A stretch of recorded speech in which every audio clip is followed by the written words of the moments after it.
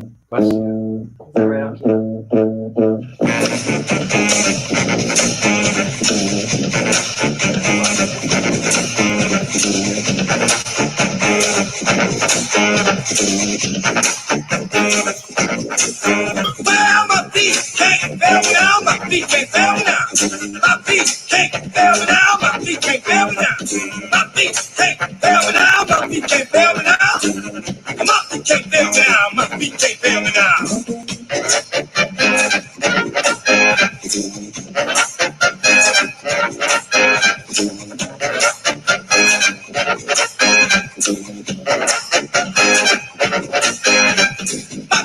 can't bear me down. My feet can't bear me down. My feet can't bear me down. My feet can't bear me down. My feet can't bear me down. My feet can't bear me down. My feet can't bear me down. My feet can't bear me down. My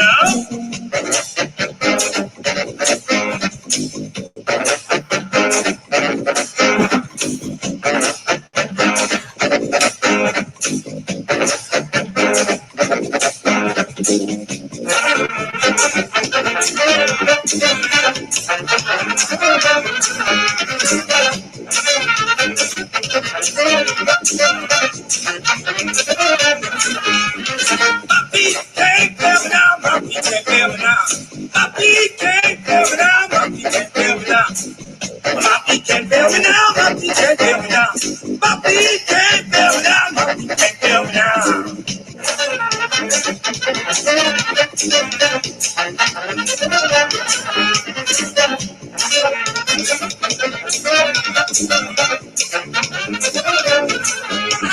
My feet can't bear me down. All right. Okay.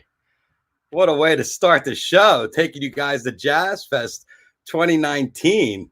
How was that? Didn't that like, if you've been to Jazzfest and you watch that, it was kind of like bringing you in and giving you a little taste of what we do, you know? So that was the wrap up from last year, and you could see all the different elements.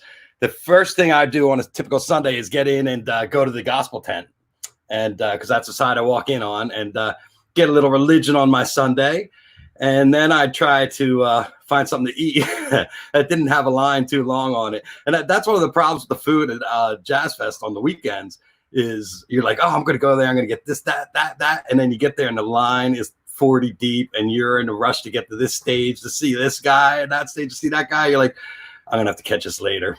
So you end up eating like a second or third or fourth tier choice, but that ends up, you try a lot of different things out there. Welcome everybody for 420 Live. I don't even know the name of my show. I'm Jeff Kravitz. It's Sunday, show 41. If you're keeping count at home, we've been at this now for the completion of our 6th week of coming here every day. You know, our initial reason that we came here was to keep everybody distracted and to keep everybody from, give some new content to compared to what you're getting every day, how people are dealing with the news and everything. We're being force fed and all the reality out there and the sickness.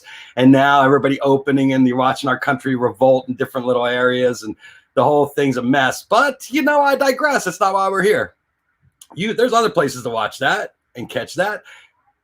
Today, this week, we are trying to encapsulate the vibe from the heartbeat of America, maybe the heartbeat of the world, New Orleans. Specifically, this would be the week of Jazzfest. Jazzfest would be 2 weekends. It changed to 4 days last year for the Rolling Stones because they could only come on a certain day, and it went from 7 days, a 3-day and a 4-day weekend, to 2 4-day weekends.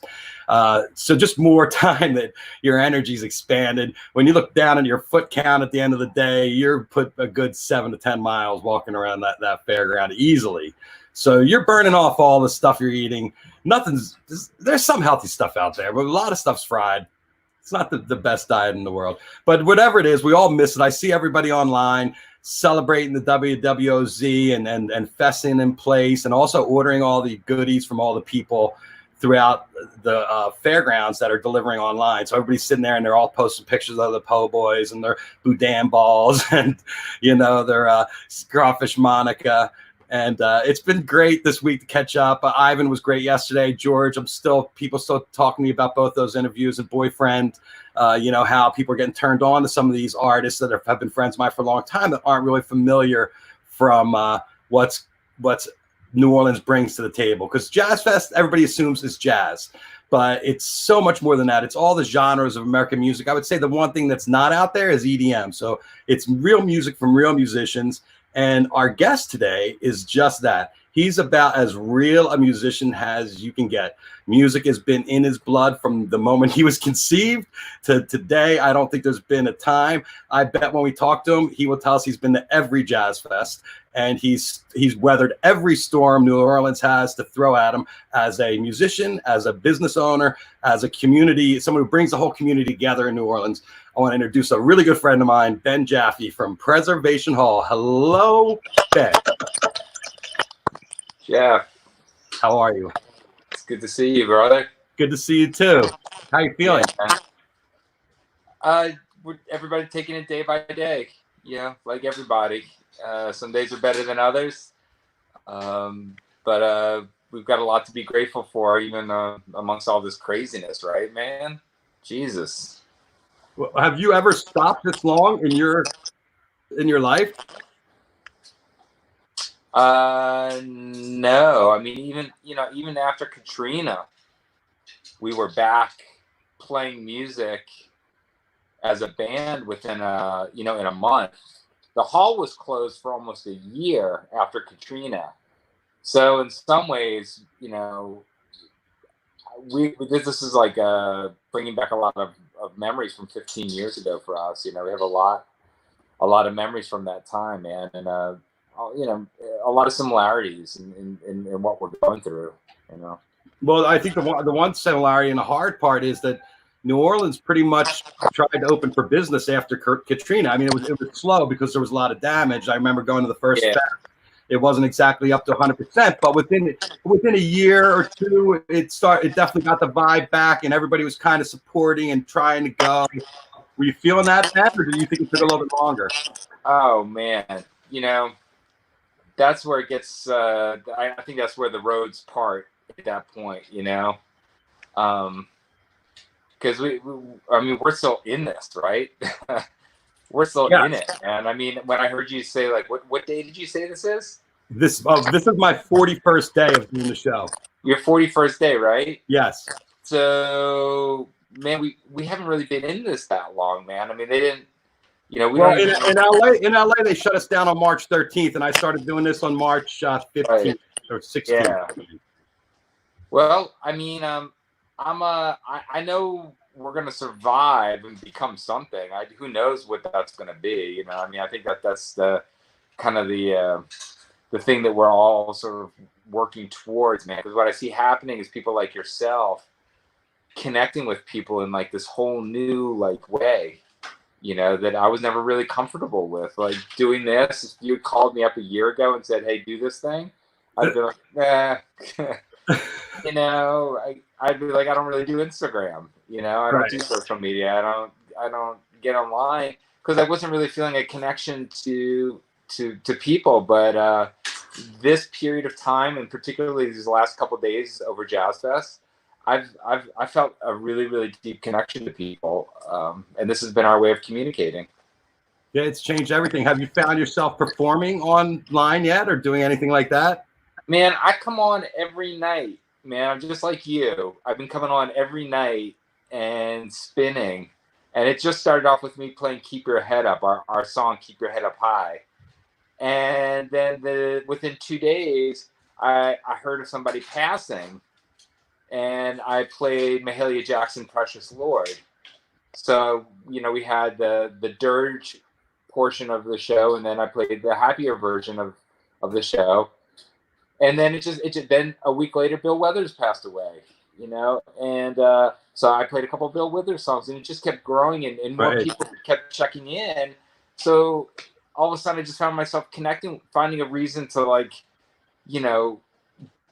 to connect with people. I found a way to not a reason, but a way, And that was really, really, it's been really special. And Sundays, last week, I just told everybody, I was like, I got to start taking at least one night off. You know what that's like, you know what I mean? Like, and then so Sunday night's my night off.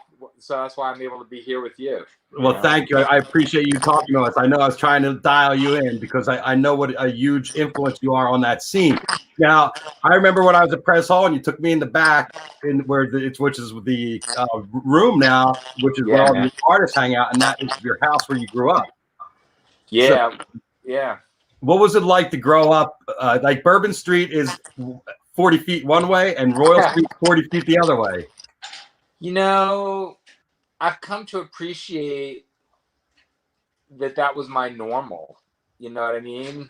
I never really understood that, how unique that environment was, or that it was that most people just have no reference point to that. You know, that I could have told someone I grew up on Mars. You know, it was a beautiful environment. It was like growing up in a church, but a church to music and musicians and community and art. You know, it was a real family.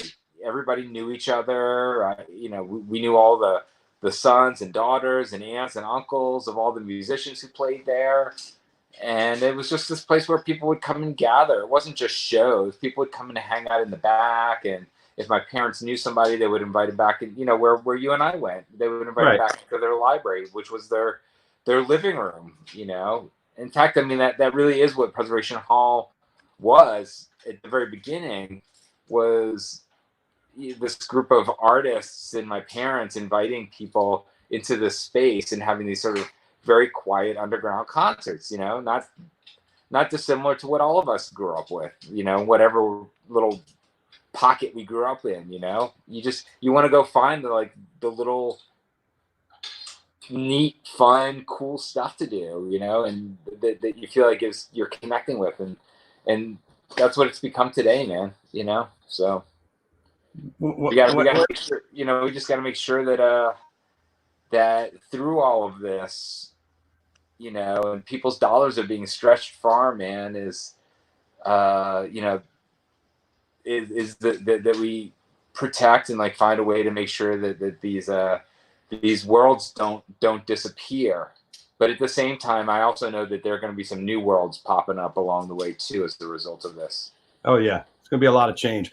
When did you realize that you weren't having a normal childhood?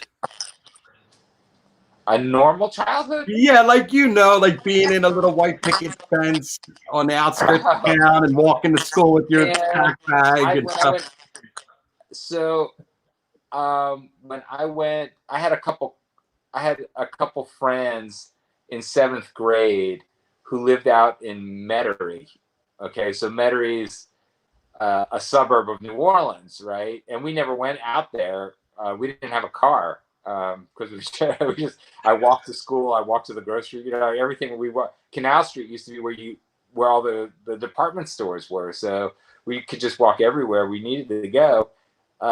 And I had this friend who I'm still best friends with, and they lived out in Metairie, man. And you could have told me that these guys, like, you know, I don't know, I just couldn't believe that I knew somebody out in Metairie. And we went out there, and that was the first time where I felt like, hey, baby, this is my daughter. This is Emma. Hi, Emma. That was the first time I saw somebody with like a backyard and a driveway and like Domino's pizza and that was the first time I ever watched MTV, you know. So that was when I realized that not so much that like I was living like in it didn't feel natural. It felt like I was inside of something I had seen on TV, you know. Right. It felt like that world was fake. Exactly. But interestingly, like all of those friends that I had back then, all they ever wanted to do was come stay at my house in the French Quarter, you know? And I never understood that. Like, I was like, why do you want to come down here? Like, it's just a bunch of old jazz musicians and, like, you know, my parents, all their stuff and books and stuff. Why do you want to come down here? And they go, oh, you know, I finally realized that their parents never let them go to the French Quarter.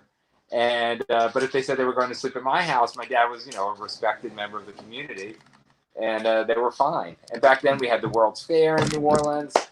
You know, shout out to the 1984 World's Fair, if anybody remembers that. yeah, that was when I began the process that this was not everybody's normal. Yeah. But something all your friends envy. Where did you grow up? Jeff, where did you grow up? I grew up in Atlantic City, New Jersey, which is also a resort town. Yeah, but did you grow up down in Margate, or where did you Well, grow up? Ventnor. Yeah. But right on the borderline of Ventnor and Atlantic City on Jackson Avenue. So Okay. Yeah, I just my cousins grew up in Margate. And my mom's from Philadelphia. Oh, your mom's from Philadelphia? Yeah, like Bala Kenwood. Yeah. Oh, really? Yeah. You know what? I'm sure your family knows my dad. My dad was like a radio talk show host. Our fathers were both very strong figures in the community. It's very interesting when I talk to us who had those big shadows, that we grow up under. And you went right into the family business after college. You came home and went back right into the biz. Tuba. Your dad was also a tuba player? My dad went to Valley Forge Military Academy. He was from Pottsville, Pennsylvania. And he went to Valley Forge and then went to UPenn. Oh, really? And that's where he met my mom in Philadelphia. And he had his two roommates in college. One of them was from New Orleans, and the other one was kind of like pre-hippie guy. Like he was more like a beatnik, and he couldn't wait to introduce New Orleans to my dad. You know how you get really excited when you find out someone's going to New Orleans for the first time. How excited you get. You start to relive all of your great memories of the city. You start getting excited, and you got to go here. You got to go here. I'm going to send you my list. You got to call this guy. If you go to this club, go at this time. And if you're on Friday nights, go to DBA. And then you just start talking all that stuff. So I could imagine that was what they talked about. And they came down here in '61. This is New Orleans was still segregated in '61. So my parents came down here, a couple of Jews, a tuba playing Jew who had just served some time in the military, and they started hanging out in this little group, this little gallery setting, and that's where they started meeting all of these pioneers of jazz, who my dad knew because my dad was a huge fan of New Orleans jazz. His whole record collection was Louis Armstrong and King Oliver and Jelly Roll Morton and Tuxedo Brass Band and the Eureka Brass Band. So he knew all these guys. He knew all the musicians. He knew Sweet Emma Barrett, and he knew Percy Humphrey and Willie Humphrey from the albums. And he couldn't believe it when they walked in the door. It's kind of like when, you're at the Maple Leaf and George Porter walks in. Right. I've been there. I've seen it happen on people's faces where they actually go, wait, is that George Porter? Yeah. He's playing here tonight? Yes. So, and then fast forward, here we are. Well, and your dad was really instrumental from what I was reading a little bit of the history in keep employing a lot of musicians that were down on their luck and out of work and couldn't make a living back in the day. The amount of people that have played at Pres Hall, the list is like this, the guys that have been in the band. It's absolutely incredible. So he was a real magnet in the neighborhood, and he worked out the house. Yeah, my parents had no desire whatsoever to run a music venue. That's not what they were aspiring to do at all. I mean, they realized very quickly the social function that Preservation Hall was playing in the community. And when you match that with their age at that time, my dad would have been 85. Friday was his birthday. He would have been 85 years old, right? So he's the same age as Bob Dylan, 61. That was the same summer that those two college students went missing in Mississippi. I mean, this was they were like right in the middle of the heat, and they come down here and get involved with a space that's celebrating the African American jazz pioneers of New Orleans at a time when black and white artists and people in New Orleans couldn't even congregate together publicly, So it was really more than, it was so much more than music. They really felt as if they were riding a wave of change at that time. And what allowed them to do that and to have this space was this music. that's what attracted everybody's attention. That's what brought everybody together, you know. And you know, that was also in some ways the beginning of Jazz Fest, you know, because from in '61, Preservation Hall opened up and the band started touring, and then they went and eventually went and my dad met George Wein, and the band went and played at the Newport Folk Festival. And from that, this idea of New Orleans having its own version of the Newport Folk and Jazz Festival in New Orleans was born.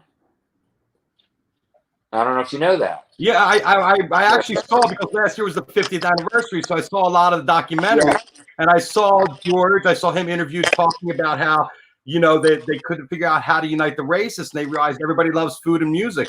Exactly. You know, so. But 61's a lot earlier than Jazz started. I only say 61 because that was the year my dad arrived with my mom, you know, and George Wein then had a connection to New Orleans. Okay? But he Newport was his thing first, right? Newport started back in the 50s. Right. Okay. George Wein is from Boston. So he started Newport in the 50s. A couple he knew asked him to put on a concert on a green in Newport in the summer, a jazz concert, because he had a jazz club in Boston. I don't know if you guys knew this, but George. I didn't know this about George. Okay, yeah, George had like the coolest, hippest jazz club in the basement of whatever the big famous hotel in Boston was in the 50s, right? Like a real swinging place in the basement, right? And that's how he got to know all the jazz musicians, Louis Armstrong, I mean, all the guys, everybody, Dizzy, you know, pre-modern jazz, you know, like, I mean, Count Basie and just the whole scene, Duke Ellington. So it was really a matter of just who knew who. So when these people asked him to put on a concert in Newport, he was the guy who was able to do it. You know, yeah, he had all the phone numbers. Here's our David Foster, our historian, saying it was called Storyville. Storyville. Is Dave on? Yeah, Dave's on. Okay. He's here. He's got nothing else to do. That's great. The club was named Storyville. That's right. Yes. That's right. Yeah. The legendary stuff. And all of it pretty much by the Jazz Fest. So your dad probably played the early Jazz Fest. What is the first Jazz Fest you remember? Well, the first Jazz Fest was in '70, and I was born in January of '71. So, if you, I don't know if you've ever done this. Have you ever? What month were you born in? I was May. You were May. 62. So, if you ever that's around Thanksgiving. You have to back up 9 months and figure out. Oh yeah, I've done that. Yeah. So if you back me up, it's the first weekend of Jazz Fest.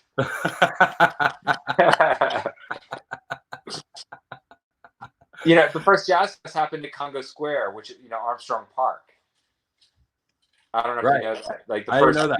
Yeah, the first two Jazz Fests happened, I believe. Yeah, I think it was the first two Jazz Fests took place at Congo Square, where the Armstrong Park is, right on the edge of the French Quarter on Rampart Street, right there. That was the first Jazz Fest. God, I have a picture of the first poster, man. If I pull it up on my iPad, will you be able to see it? I think you could share the screen if you look at the bottom of the, or you could just hold it up to the camera. I'll just hold it up. Hold it up. I mean, this is what it is. But yeah, that's how the whole thing came together, you know. Let's see what I got here. I was going back. I'm probably about, I don't know how old I am in this one. Can you see? Oh yeah. Can you see that? Yeah. That's Sister Gertrude Morgan at Jazz Fest. Wow. That's in Congo Square. That's in the original location. No, yeah. Not in Congo Square, where it is now. Well, right? You know, I don't know if that's Congo Square. I'd have to ask my mom. But there's me and my cousins. Let me see. Yeah, I was just looking around for some old pictures and stuff. So what was the first year you remember going to Jazz Fest? Man, the first year I really paid attention was when I was in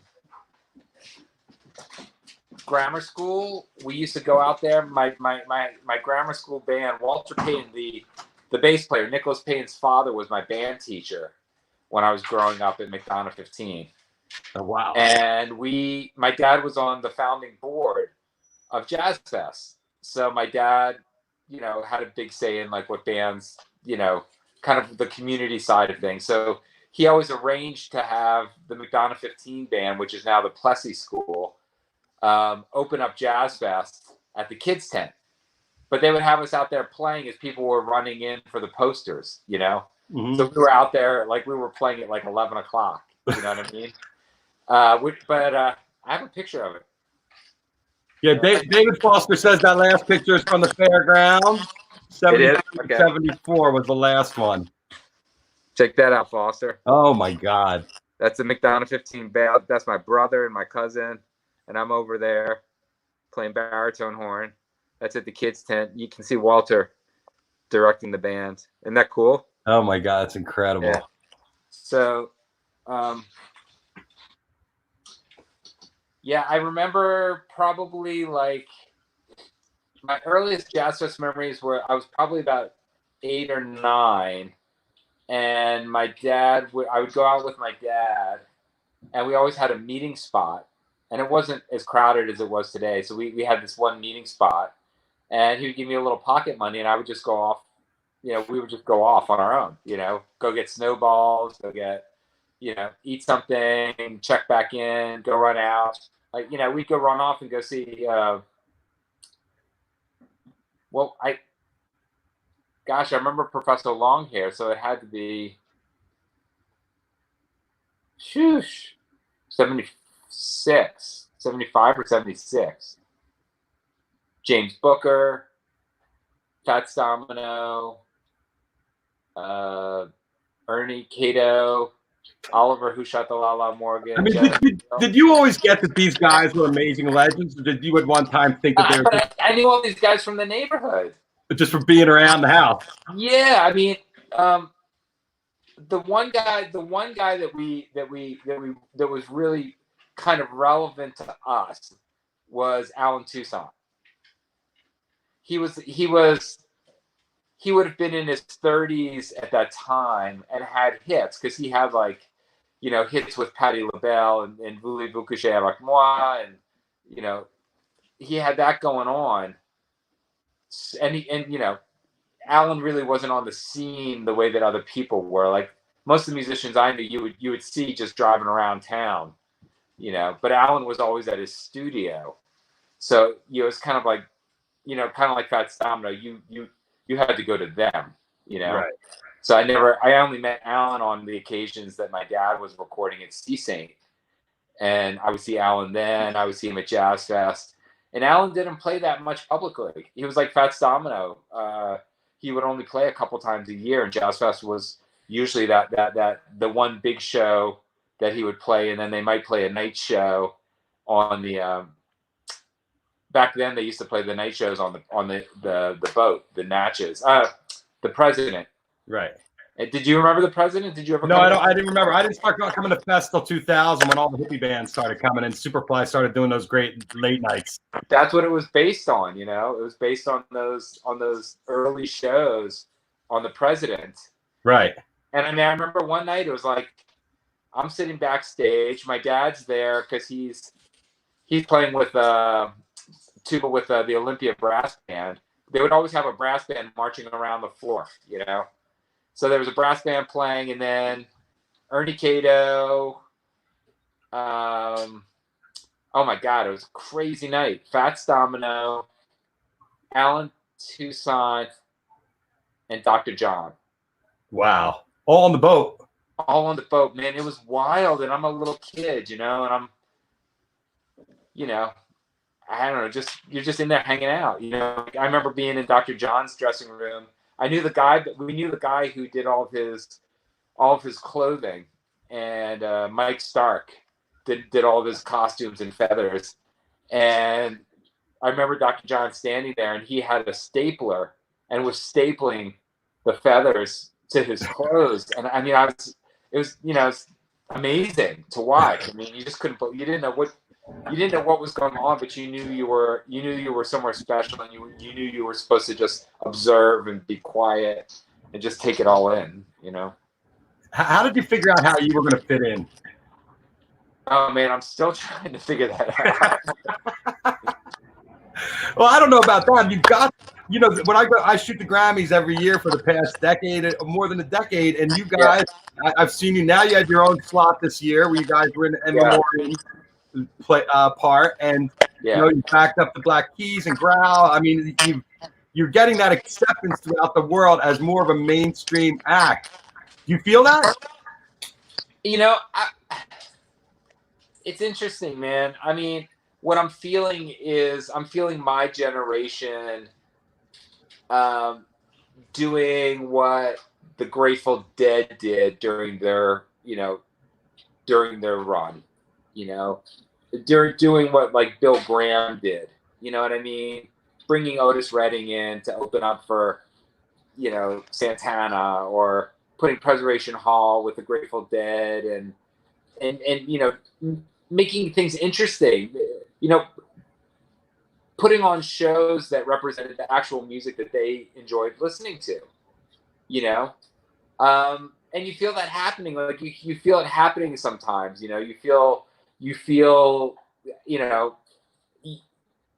that moment, you feel that moment sort of like with Mavis Staples, and the relationship she has with Wilco, and how that's helped her become mainstream and sort of, not be this left of center artist, but really like right in the middle, Right. The Blind Boys of Alabama have done it, these groups that come out of cultural traditions, right? They get the mainstream acceptance because they perform with a big artist. Somebody brings them on, and it's usually part of it is is us being out there, on the front lines. Sometimes the artists discover us, and sometimes we discover the artist. It's a two-way street. I mean, fortunately, we have this incredible home where artists can come join us in New Orleans. So when they're here, they can actually make a pilgrimage to New Orleans, and there's actually something to latch onto. Like the old, the Grand Ole Opry. It's something like Carnegie Hall. It's something to you make a pilgrimage to. Who was that artist that your phone rang and you picked it up and said hello and you couldn't believe was on the other line, other end? Oh my God! You're like, what? Really? Who made you an offer you couldn't refuse? I mean, there are times when your hand starts shaking. You're holding your phone, and you can't believe it's that person. I mean, for me, it was Pete Seeger. It was Tom Waits. When he called. It was completely unexpected when I met Dave Grohl, because it came so far from left field. I didn't know that this call was coming, and it was from a friend of mine who said, "Hey, I have a buddy. He's working on this project. The name of the band is the Foo Fighters. They're looking for a studio in New Orleans. Are there any open? Would you mind talking to him?" I'm like, "You mean like right now?" Yeah. Sure. He's like, "Stand by your phone. He's going to call you in like less than a minute." And he hangs up. They call you back. I mean, they're people. Right. And, they're living their life and doing interesting projects. And I truly believe that if you do good work and you live a good life and a righteous life and make good music, these worlds find each other. So normally this time of year, you'd be a little bit tired because you'd be doing the midnight preserves Friday and Saturday. So, what was your favorite sit-in? You've had some really eclectic people sit in. So, Yeah. I mean, all over the map musically. So, what was the one that really worked, and what was the one that really didn't? Without insulting anybody, of course. Yeah. This is what I can say is the night that I knew it was real, that this idea that I had was a real thing, was the night My Morning Jacket played with us. On one of the very first post Katrina Midnight Preserves. We were out on tour with them, and Jim had just produced our album. Oh, you know what? I'm wrong. We hadn't even produced our album yet. We just started talking about doing an album, and we were on tour, and the tour came through New Orleans so they could play Jazzfest, and we didn't get to play that show with them. So we said, hey man, why don't you guys come to Preservation Hall afterwards? You know, and everybody already knew that we were on tour, so I didn't realize how intense their fans are. So I mean, I would have never put two and two together, but their fans like all put two and two together. And when we walked up that night, we were just used to, you know, seeing our friends and some family hanging out, and, you know, a couple of musicians show up, and it's just like nothing. And that night there was this beehive of people just buzzing around everywhere, you know, all over the street. And I had never seen that at that time outside of Preservation Hall. And you could just feel that this was the beginning of something, you know. And you've used the great success to raise money for the Pres Hall Foundation. Yes. You want to talk a little bit about the foundation? Yes. I've been involved in not-for-profit work most of my life. You know, my father, you know, that's something I got from my parents. And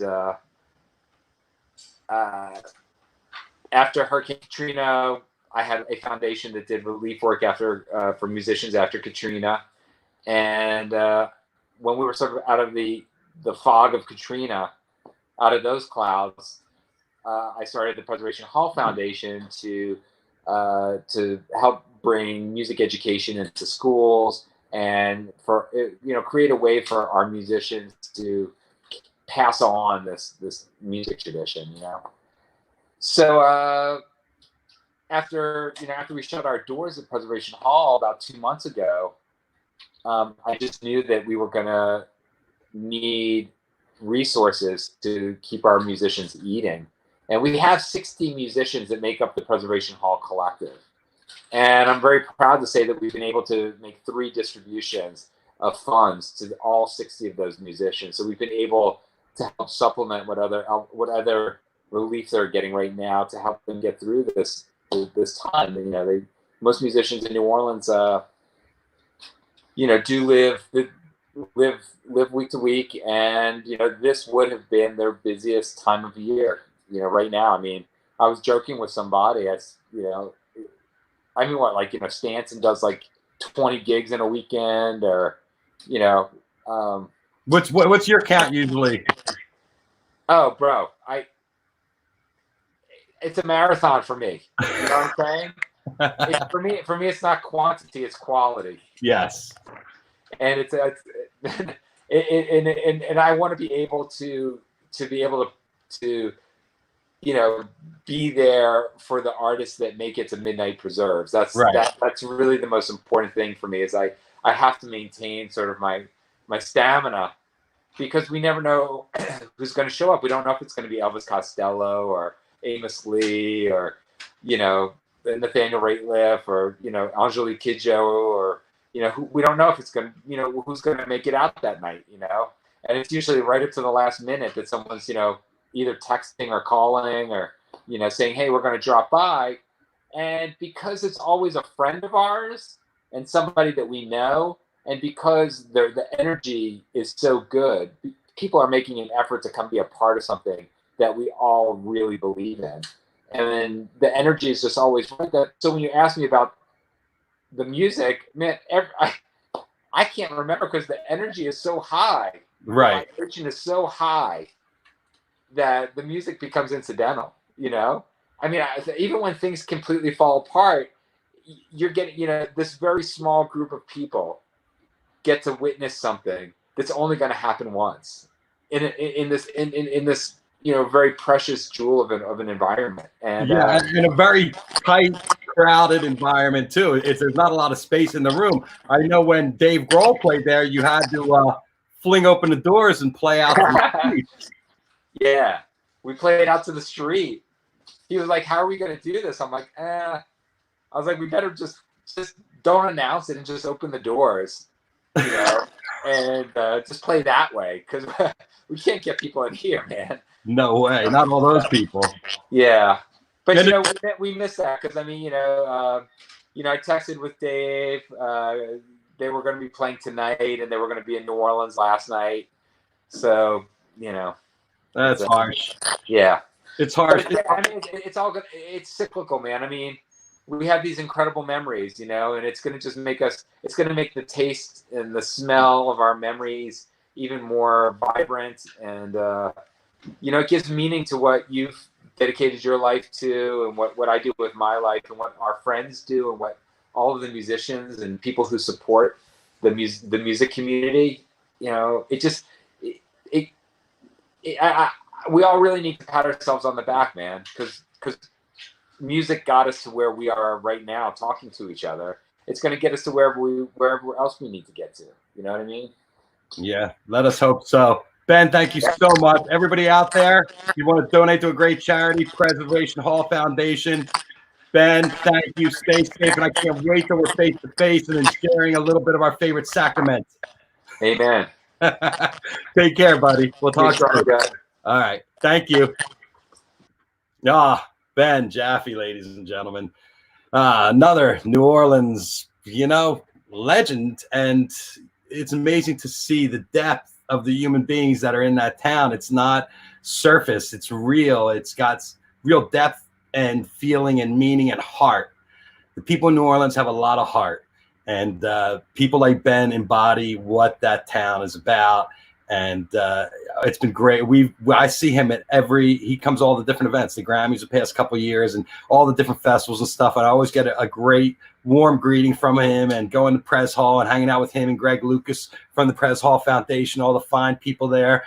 That you couldn't find a better organization that will make sure that your dollars end up on somebody's table feeding some of your favorite New Orleans musicians. And he travels nonstop. He did an amazing documentary going to Cuba that you might want to check out, that's rolling around online. And Jazzfest Celebration continues. This would be Sunday. We'd all be rolling out of here on to resting up for the next day when we would make our moves, and some of us would be leaving on Monday, and then some stay through. Many years I always went for the second weekend, and then I started stretching it out. Yes, this was a great line.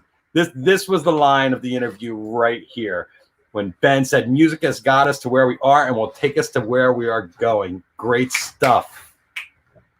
Just unbelievable. He's a true gentleman. I appreciate him coming out. So next up is a good friend of mine, someone I met in the early 90s here in Los Angeles. And he moved out to New Orleans, I guess 10, 12 years ago. We'll find out. My friend Rob Steinberg, he's an actor. He's a man about town. He's done a lot of different things. You've seen his face before. Today's his birthday. I can't even list all the accomplishments. It's Rob's birthday, and my Kiki was looking, and she said, Rob said he's going to be your guest on Sunday. And I'm like, that's actually really good, because you're one of the first people that I bonded with in New Orleans. You showed me a lot of the ropes when I first came into town. And just like Ben was talking about how you hit people with their list when they come in, and you got to go here and you got to go there. You were an early adapter of New Orleans and the vibe. When and how did New Orleans come into your life? Well, I guess I can turn down the volume, or is it? That's okay. So what happened was I wanted to go to college, and I wanted to go to college in California because I wanted to smoke pot and see the Grateful Dead. And my folks said, California is too far to go away. I grew up in Philadelphia, also like Ben's parents. And so they said, California's too far to go. And I said, well, what's the furthest away I could go? You know, it isn't California. And Tulane was a good school. Emory was a good school. That was Atlanta and New Orleans. I went to go visit both places. And in 1977, I happened to show up in New Orleans in the first weekend of Jazzfest to look at the school. And wow, I was like, this place is, New Orleans is an entirely other world. There's nothing like it anywhere. And even at 18, I kind of knew there was something magical here. And it drew me. And I got down to New Orleans in 1977, went to Tulane through 81, and then came back here every year of my life for the Jazz and Heritage Festival, and just kept trying to, you know, I don't mind staying on like the Jazz and Heritage theme right now, because I mean, here we are, it's 5 minutes to 7 in New Orleans. And so that would mean that the Foo Fighters would be doing their last song on the last Sunday of the first weekend.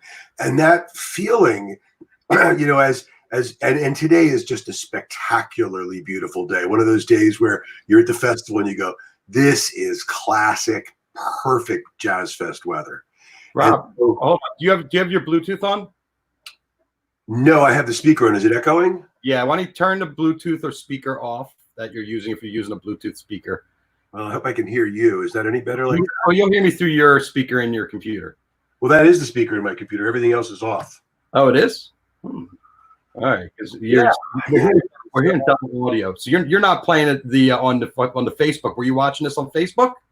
Maybe my laptop and my phone. I'm just on the main computer. It's not on Facebook. Okay. You're going a little? Yeah, it's like a Chinese movie. You know, your lips aren't moving but it's fine. I can hear you, and it's coming through fine. So, okay.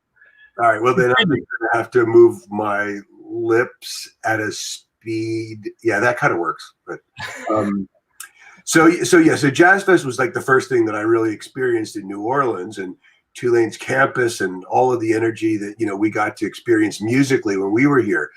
Being that I'm 12 years older than Ben, I was blessed to be able to be here when the Meters were finishing their career, when the Nevilles were starting their career, when the Radiators were starting their career. What was the big difference between Jazzfest back in the late 70s and Jazzfest now? That's a great the crowds. Well, that's a great question. But I mean, first of all, I would say that in the late 70s, there were not as many sort of out of town people coming into New Orleans to experience Jazzfest.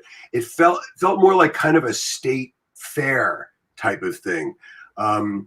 You know, there was a lot of odd looking people from the backwoods, missing teeth and limbs. I mean, it would not, you know, it was just a strange, and then later in the 80s, it became like all the beautiful people would start to come down, and New Orleans would take on a very sort of touristy and different vibe. But also one of the major differences is, I don't know if we have a picture, but the track, right? It takes place at a fairground. So it's all within a racetrack.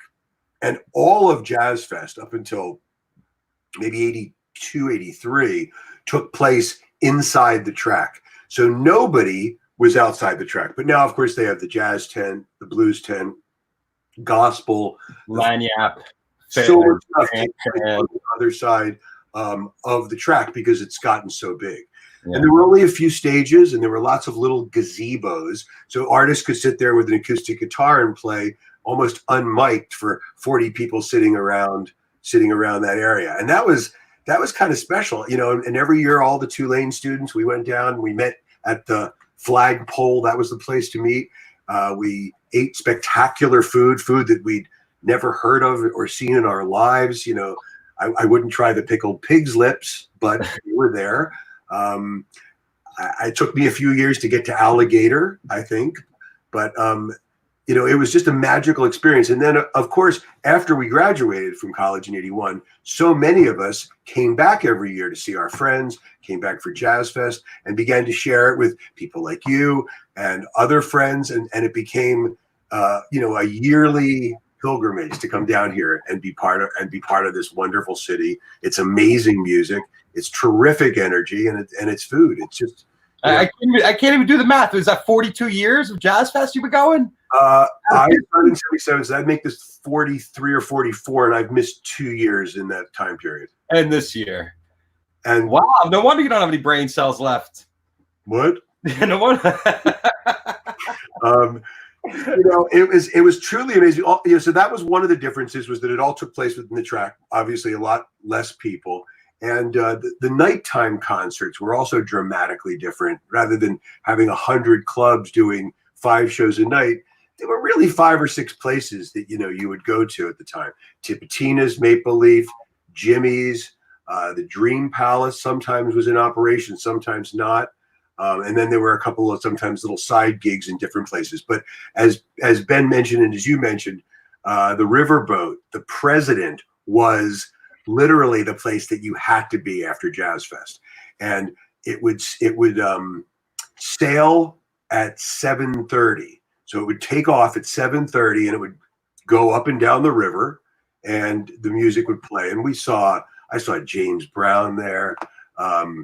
I've seen Boz Scaggs there. Well, what about Zig's parties at the old Howling Wolf? Did you go to those things too, or were you on the boat? I don't even remember Zig's parties at the Howling Wolf. But yeah, George was talking about it the other night, that those were the first late nights. They started like 2 o'clock in the morning. They were really late. That may have been in the late 80s. That may have been later, because all I remember is, Tipitina's would go to like 1:30, 2:30 in the morning, maybe 3. And then we would wander over to a place called Benny's, which was just a few blocks away, not far from where the Nevilles grew up, uptown, not far from Tipitina's. And when you say a hole-in-the-wall bar, it literally, somebody had punched a hole from the living room through the dining room. And there was a hole in the wall, and on the other side is where the band would play. So you'd have to sort of peer at them until they literally took the wall down. You'd have to peer at them through a hole in the wall. And that was where people would stay up all night, party till dawn, watch the sun come up, and see some really amazing music happen. And then it got bigger, but it never lost its spirit. Even though it got big, it was just an opportunity to share it with more people and have more people come down and be part of these amazing days, to the point where, like, it used to be, this is interesting too, it used to be during Jazz Fest, I would take off a few days in the middle, like the Monday, Tuesday, Wednesday. I might leave town, go to the beach for a couple of days just to kind of rejuvenate, or a couple of trips I went and I did Lafayette, and I did Bow Bridge, and I Bro Bridge, and I would just tour around Louisiana and see other things. And, then the days in between became filled up with free concerts at the various record stores. It became additional shows every night that were spectacular. Piano night. I got a poster back there. I don't know if we can see it. There's a light on it. Professor Longhair piano night at Tina's before it moved to House of Blues. There were a lot of things that were sort of staples, and then they would change gradually over the years. But the changes were gradual enough that it was still so much fun, and it never felt like, oh, well, it's losing its integrity or it's losing its spirit. So, Jazz Fest has been, we're both deadheads too, and we've really enjoyed our music. And and as Ben indicated, it's what sort of bonds us together. It's what has kept friendships cemented, is the fact that we can stand next to each other and laugh and dance and love the music that we see and come back and do it every year. Jazz Fest was just that. It was an opportunity to do that. And somebody asked me, would I rather go see 3 Grateful Dead shows, or would I rather go to Jazz Fest? And the answer was always, I'd rather be at Jazz Fest. I'd rather be at Jazz Fest. I mean, there were still another 100 Grateful Dead shows that I could see throughout the year. Right. There was only one Jazz Fest, and that was never tradable. The only Jazz Fests I ever missed, one was when I had a major back surgery and I was in Germany. And the other was when I was on tour with the Scorpions in 1984. So there's really very, very few things that got in my way. Yeah, well, you've kept it clean. Is it hard now not to know that this is the time? I know our friend Whistle Monster is going down every day at 11 a.m. to the gate, and hanging out at the gate, even though they're not opening it. Yeah. Some people say, "Oh, I really wish I was in New Orleans," because anyone who's been here and anyone who is coming really looks forward to being here, and we really look forward when we're here to having our friends come down and hang out with us. So I think that's almost a bigger loss, not having the people you love in town. My house would be full now with friends, and and we'd be laughing and smiling and eating and planning our next meal and where we were going. And I think that's truly a sad part. I think for the first couple of days at Jazz Fest, it didn't register quite as much. I mean, I listened to some things on OZ, heard some concerts, thought about it. But today, because it was my birthday and because I got to spend 41 birthdays in New Orleans at Jazz Fest, it felt like a real sort of sad and yet beautiful day. The weather was spectacular. I was listening to OZ. I took a little ride in Audubon Park. It was beautiful. But yeah, we're missing it here a lot because, when we get off this call, I might be able to listen to another half an hour of music on OZ, and then that's it. No more shows. No shows tonight. Monday, Tuesday, there's nothing going on at the record stores. Some places are selling some Jazz Fest food. You can get it frozen. And no, it's a big thing online. But hey, listen, I can't eat that. It's great when I'm there, but this stuff's not really not at this time in our lives to be on that diet. That's why I'm drinking coconut water. Yeah, exactly. You got to stay healthy and stay limber. And snacking on presidential recommended snacks because they keep your insides all cleaned out. Yeah, and you can use them on both ends too. Yes, apparently it works as a bleach if it's too dark. Apparently, did I just say that? Hey, maybe it's time to actually celebrate. Oh, there you go. You're gonna 420 up. There you go. Please, happy birthday, Rob. That's very nice. That's how my show originated, was my place to hang out with my friends and to get high. And, you've been a friend of mine for a long time. I've seen your career go up and down and up and down and up and down. You were in Die Hard 2. You had a nice role as a really scummy terrorist in that movie. No, I wasn't a terrorist. Hold on. Oh, wait, that's right. You were the electronics. You were the electronics guy. Yeah, totally like that. There it is. Yes. Yeah, I was, as they say, a small part. But what was the movie about? The movie was about a guy who controlled the electronics, who fed it to the reporter, who then released the story, and then everything went crazy. Right. Not really about that. It's really about, but if you want to make it about yourself, you could do that. So yeah, that was like the first movie I ever did. I worked, in music management in heavy metal for a number of years, and then was in a really bad car accident and decided, hey, I'm going to give this up and I'm going to be an actor. And my mom blamed the head injury from the car accident on that decision. And she was probably right, but it did work out. There were a bunch of fun parts that I got to do, a bunch of cool things I got to be part of. And the interesting thing was you had really hit a dry well in LA, because at a certain point you kind of skew out of that younger guy and you have to wait until you're a grandpa or a dad to get roles in Los Angeles. So you hit a dry well, but then you moved to New Orleans and you started striking gold, or oil, I should say. You were Deepwater Horizon. You had a quick part in that. Yep. And you were in the Oscar-winning movie 7 Years. It's 7 Years a Slave, right? 12 years. Oh, 12 years. Oh, sorry. Yeah. I tried to shorten it, the shorter version. What was happening was in LA, there was really no work, but I was sort of, in LA, how it is. Even if you're not working, you sort of get used to a lifestyle, and it's hard to just change things up. And I had made a decision that, it wasn't happening for me. And I love New Orleans. And I knew that if I was here, life would be really different. Like, this would be a really good place because you could go out anywhere, you could see people at any bar you go to, at any restaurant, wherever you walk in, you're going to know the guy at the door, the maitre d', the bartender, the people sitting at the bar, the people on the stage playing, the people watching the music. It's that kind of small town, and It's the same, 1,000 people that love to go out and see music that you'll run into throughout whenever you go out. So I moved to New Orleans and thought this would be a great place. And I didn't even go here expecting there to be any work. When I got in town, the film industry here was really big. It was starting to really kick into high gear. And I started meeting with agents, and like every agent I met said, hey, we want to work with you. And I'm like, that's amazing, because nobody in LA wants to work with me. And I wound up getting a lot of work really quickly, and got really lucky to be part of 12 Years a Slave, and be the guy that saves him at the end. I mean, people were like, "Oh, that's my favorite part of the movie," and I'm like, "Well, of course it is. You just tortured for 2 hours. For 2 hours, and then the guy comes and saves him. Of course, that's the best part of the movie." So I got really lucky to be part of that, and we actually shot some of that movie like 5 blocks away from here. And we shot. It was a quick shoot, right? It was less than a month, the whole thing. Yeah, 28 days. 28 days, and such amazing people wanted to be part of it. It was Paul Giamatti and Benedict Cumberbatch. You never saw it had Oscar potential, did you?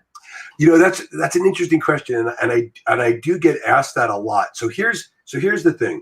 I read before my second audition, the callback. I read the book because it's a true story about a free man who gets stolen and then sold into slavery, and the book was really powerful. And then I started seeing. Then I read the script. The script was really amazing. Then I got cast in the film, and I saw all of the different actors that were coming on board, and obviously taking a much lower amount of money than they would normally for their salaries. And you go out on set. My first day on set was actually the scene where we were on the plantation, and I save them. And you look around and you see people dressed in plantation clothing, and you see a big plantation. Then you see several African-American actors and extras dressed in slave clothing sitting on the stoop of a slave shack. And you realize that there's something really powerful here happening. And it felt like no other movie I'd ever walked onto. I felt like I had a greater responsibility to the material than I've ever felt that I've ever had towards any material I've ever done before. And I think the whole crew and the cast also felt that. So though you don't know if a movie is going to be an Oscar or a Golden Globe nominated kind of film, you think to yourself, if everything falls together perfectly, and it rarely ever does, that we might be in the running. And it just felt like it could be that. So you never count on it, you never hope on it. And by the time we kind of debuted at the Telluride Film Festival and we were on our way to winning Toronto, the voices in my head began to like speak and say, I this is an opportunity. I need to show up for this in whatever way possible.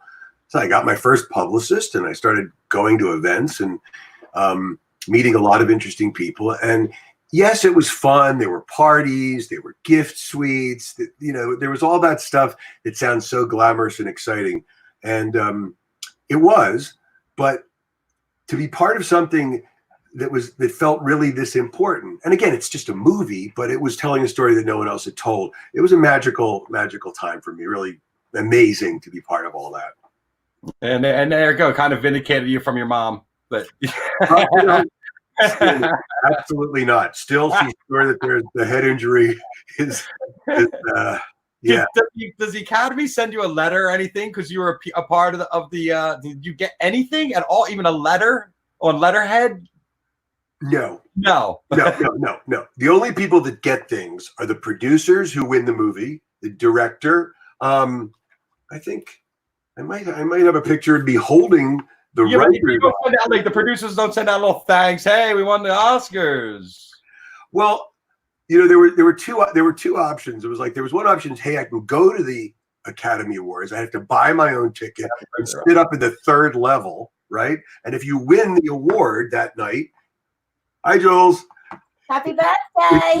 Thank you very much, sweetie. And if you win the award, how do you get to the stage? You have to go, hey, I'm in that film and I want to go down there with my cast. And, there was a woman who was able to do that, who played his wife in the movie. And she was able to get into a gown and then get down 3 levels and get to the stage. I was sure they weren't going to let me. So I was just at the Elton John party, and made sure that I was the first guy on the carpet after we won the award. So, I got to be on the national news that night as well as the local news. And, it was all very, very, very exciting. I mean, I feel like I was a little child just beaming and smiling for, a couple of months. It was really that amazing. And of course, everyone's like, "Oh, your career is going to take off." Let's face it, Rob. You've milked it for freaking 4 years after the movie. 6 years. 6 years. 6 years, at least. Yeah. At least. Look, You're still I haven't had any other really good work. I mean, I did a movie with Ben Foster that nobody saw. I had a tiny part in Deepwater Horizon, most of which was cut out, and you can hear my voice and not even see me in LBJ. So it's frustrating, isn't it? It's very frustrating. I mean, I did a Tyler Perry soap opera a couple of years ago, and I think that was the last job I had. I mean, it's been very slow down here, and most of the work has moved to Atlanta. And of course, now there's no one making TV and production. I mean, there's not much going on. How are they going to do it? It's crazy. It's crazy. You know what? I don't know. Did you see Brad Pitt open Saturday Night Live last night? That was pretty funny. But I heard it was really great. All right, you can watch it. It's all over the Twitter, the twatter. Well, Rob, I love you. You're an old friend of mine. We've been through thick and thin together. It's been a roller coaster. I'm really missing you in New Orleans right now and all the people there. And, I appreciate all the information and knowledge and conversations we've had over the years about every different subject.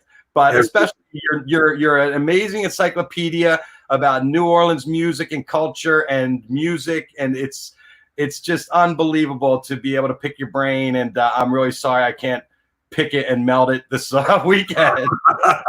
Listen, let me just say something else too, because I told you this in a private conversation the other day. I wasn't really sure how these interviews were all going to turn out, but watching you do what you've been doing the last several weeks has been really a joy. You've made so many of these people that you talk to feel infinitely comfortable, totally relaxed. You've been really great in your follow-up questions and in all of this stuff. And, I got to say, I saw George Porter tell some stories that I had never seen him tell before. He was really very, very comfortable watching you, and being in that space. And so, listen, hats off to you. I hope this becomes a career like your dad's in some way. And I was blessed enough to do Pinky's show in Atlantic City about 6 years ago. I just want to share one other last thing too.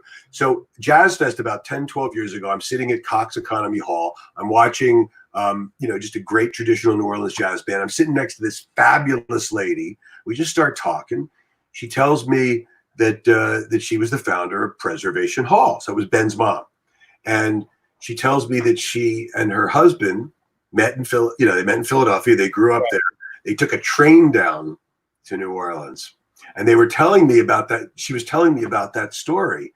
So it's amazing to hear, your guest before. We have that three-way Philly connection, that Northeast connection, that love of New Orleans music connection. And, the world's a small place. And the older we get, the more blessed we are to have the friends that we have in our lives and the opportunities that we have. And, this is going to be a rough year. We're going to lose a lot of those opportunities to see music and be together.